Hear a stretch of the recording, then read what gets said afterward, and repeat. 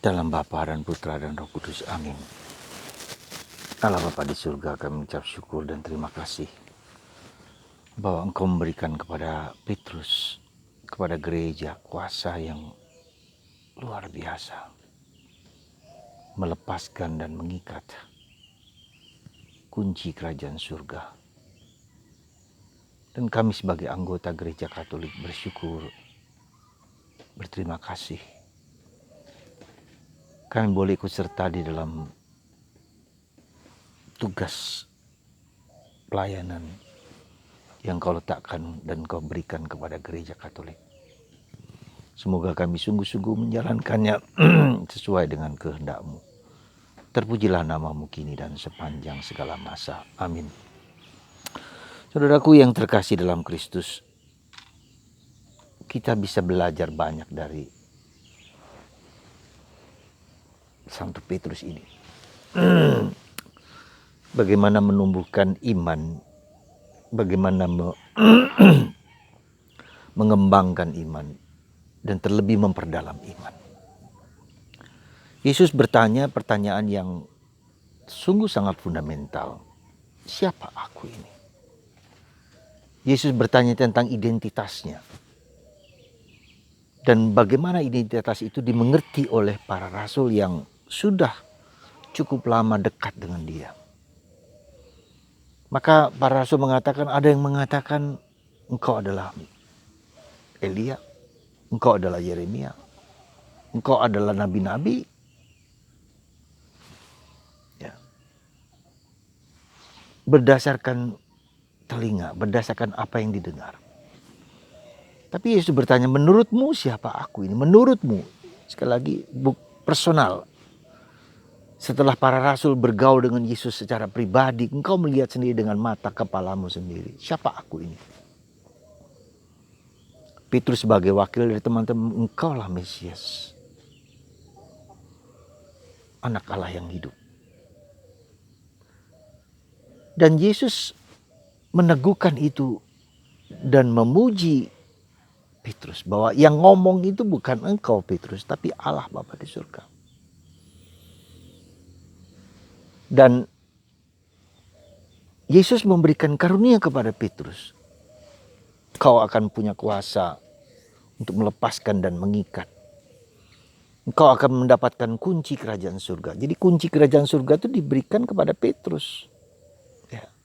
Pemimpin gereja Katolik. Ya. Dan di atas batu karang ini akan kudirikan gerejaku yang tak dapat dihancurkan oleh apapun dan siapapun juga. Wah, ini luar biasa. Luar biasa bagi kita orang Katolik. Ya. Nah, tetapi kita melihat di sini adalah bahwa yang mengatakan itu sekali lagi Yesus dan Bapa. Inilah iman kita.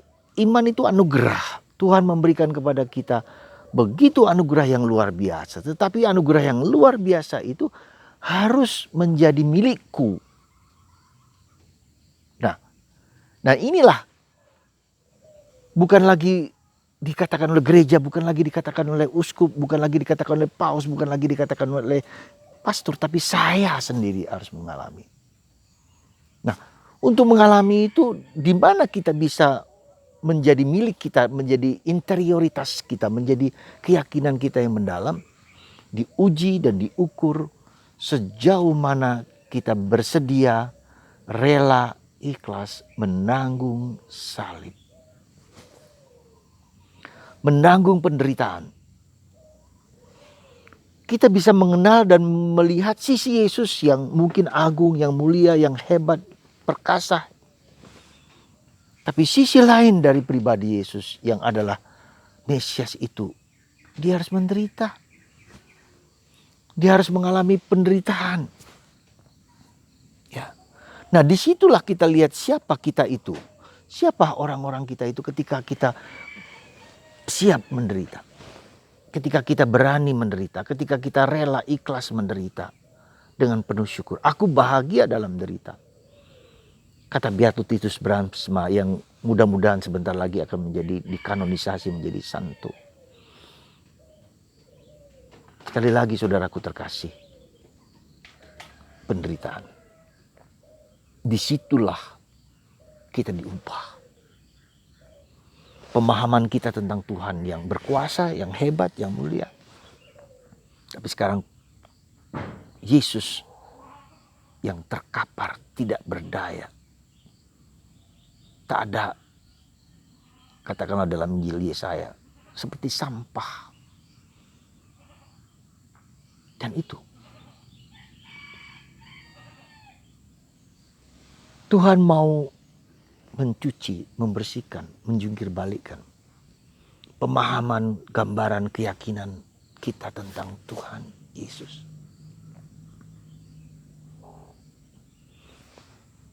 Saat pandemi ini,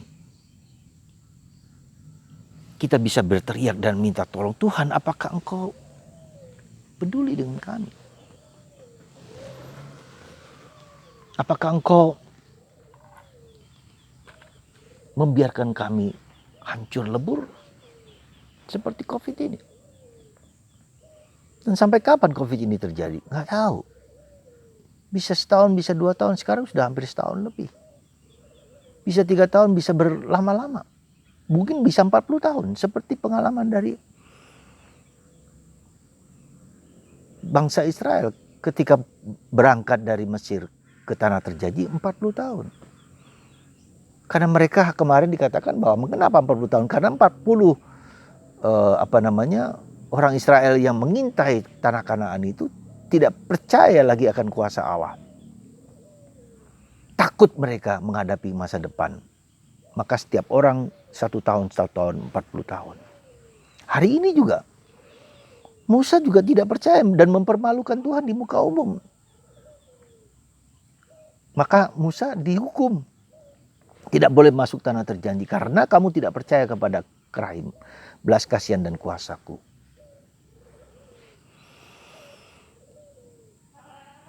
Saudara, di manakah iman kita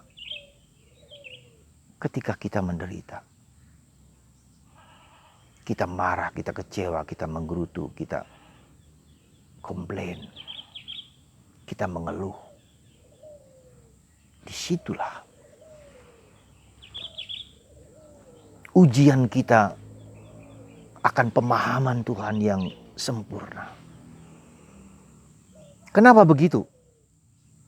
Kenapa salib itu menjadi satu kekuatan bagi kita, menjadi sumber cinta kasih ketika kita melihat salib itu? Saudara, iblis tidak bisa meniru salib. Satu-satunya di mana iblis tidak bisa meniru salib. Tidak bisa, karena dia selalu menginginkan kemuliaannya sendiri. Dia menginginkan keenakannya dia sendiri. Dan itu kita seringkali dibawa kepada ke situ. Keenakan, kesenangan, hedonisme, konsumerisme, paganisme, okultisme.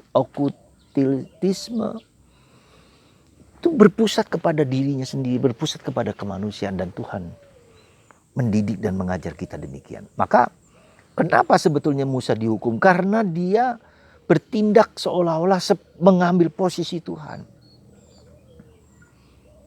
Ya. Mengambil posisi Tuhan, maka dia dihukum. Bukan kamu yang membuat mukjizat. Aku Tuhan. Ya. Engkau menganggap dirimu sebagai Tuhan. Dan itulah dosa yang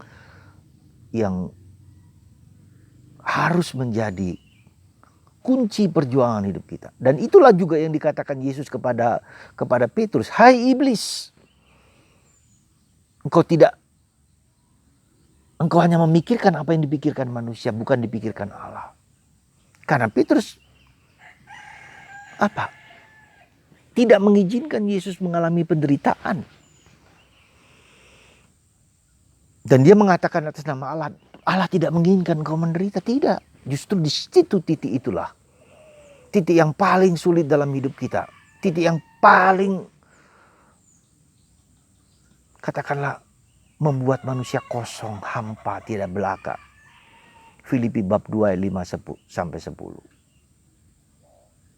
Sekosong-kosongnya Allah merendahkan sekosong-kosongnya sebagai hamba, sebagai yang hina, sebagai yang diperlakukan tidak adil.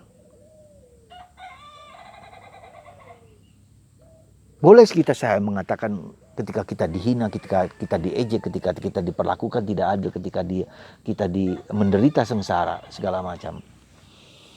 Kita bisa mengatakan mungkin gunung kesombongan mau dihancurkan oleh Tuhan di dalam diri kita. Apakah kita masih tetap menderita, tetap rendah hati? Dan itu sesuatu yang sangat-sangat berat. Jadi saudaraku terkasih, kerap kali ketika kita berbicara tentang penderitaan, apakah saya bisa menerima dengan bahagia bentuk penderitaan apapun juga? Entah kesalahanku, entah kesalahan orang lain, entah kesalahan siapa saja. Dipakai Tuhan untuk mengubah mindset kita. Bukan aku ya Tuhan. Dan kenapa Musa tidak diizinkan masuk ke tanah terjanji? Dan itulah yang terjadi supaya Musa yakin dan percaya. Harun juga yakin dan percaya tidak boleh masuk. Karena yang melakukan semua itu bukan Musa, bukan Harun, tapi Tuhan. Dan itu yang terjadi dengan peristiwa penderitaan dan kebangkitan dan Yesus. Yang membangkitkan Yesus habis semua. Tidak ada daya semua. Hanya Tuhan ketika intervensi membawa dia menjadi naik ke surga. Kuasa Allah. Nah saudaraku yang terkasih, disitulah sebetulnya perjuangan kita, hidup doa kita, hidup rohani kita yang berfokus kepada Allah. Bukan aku ya Tuhan, bukan aku, tapi Engkaulah. Santo Paulus. Dia bertambah besar, aku bertambah kecil. Dan Maria dan Yosef, kenapa Yosef tidak ada satu kata pun dalam kitab suci? Kenapa Maria hanya sedikit saja kata-kata? Karena bukan mereka yang menjadi fokus, Tuhan sendiri. Bahkan Yesus sendiri pun harus merendahkan diri, bukan dia tapi Tuhan.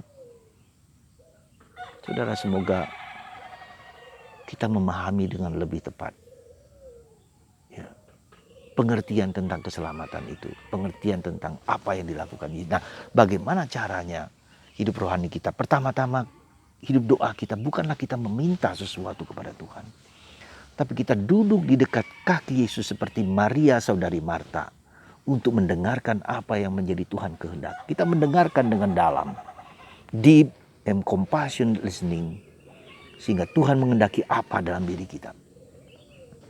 Bukan aku yang kuinginkan. Tuhan tahu apa yang kita inginkan dan Tuhan butuh apa yang kita inginkan. Dan dia akan menjalankan sesuai dengan kehendak dia. Tapi dia, kehendakmu adalah makananku. Semoga kita percaya akan kata-kata ini. Kehendakmu ya Tuhan makananku. Semoga kita duduk diam, mendengarkan Tuhan, mendengarkan apa yang diinginkan bagi kita. Dan itulah tujuan dari hidup rohani.